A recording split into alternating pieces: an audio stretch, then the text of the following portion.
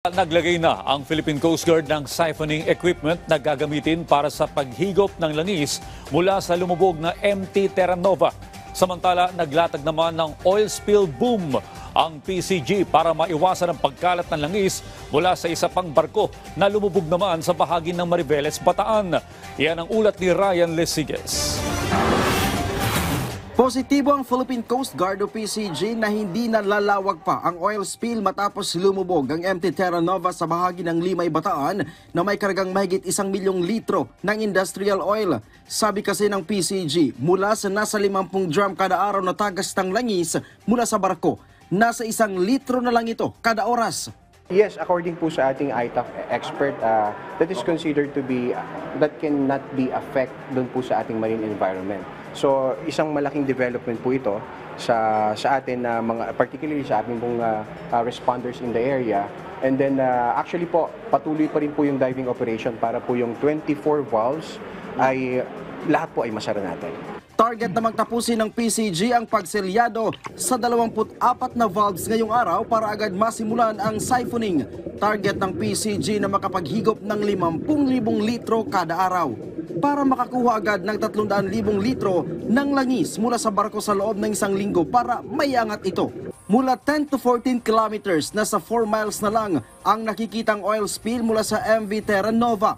Pero hindi isinasantabi ng PCG na inanod na sa ibang bahagi ng karagatan ang langis kung kaya't numipis na ito sa bahagi kung saan lumubog ang barko. Itinigil na ng PCG ang pag-spray ng dispersant dahil hindi raw ito epektibo. Gagamit na ng improvised oil spill boom ang PCG para makontain ang pagtagas ng langis.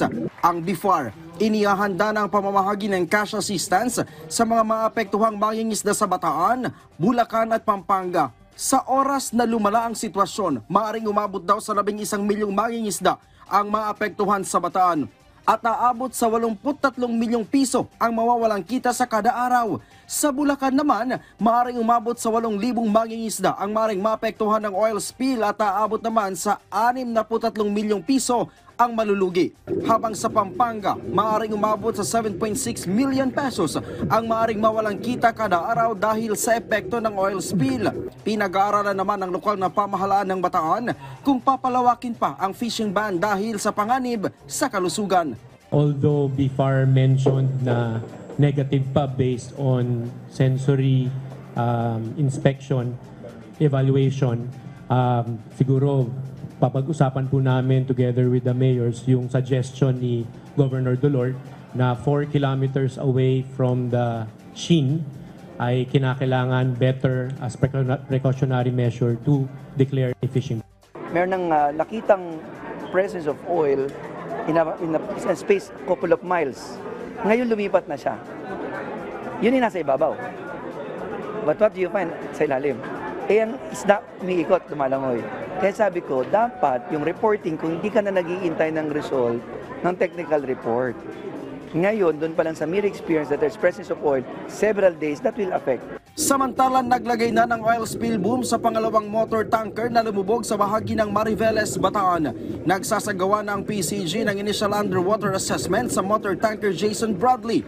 Inihanda na ang salvage operation sa lalong madaling panahon. Kanina, pinangunahan ni DILG Secretary Benjamin Abalos ang joint NDRRMC at RDRRMC meeting kasama ang BIFAR, DOH, PCG at mga LGU para ilatag ang mga gagawing hakbang sa paglubog ng 2 barko sa Bataan. Maski saan pumunta itong oil sheen at oil slick, importante handa ang lahat. No? So dapat iisa ang kumpas, hindi pwede magkanya-kanya ito. So yun ang napagkasunduan ngayon. Ryan Lesiges para sa Pambansang TV sa Bagong Pilipinas.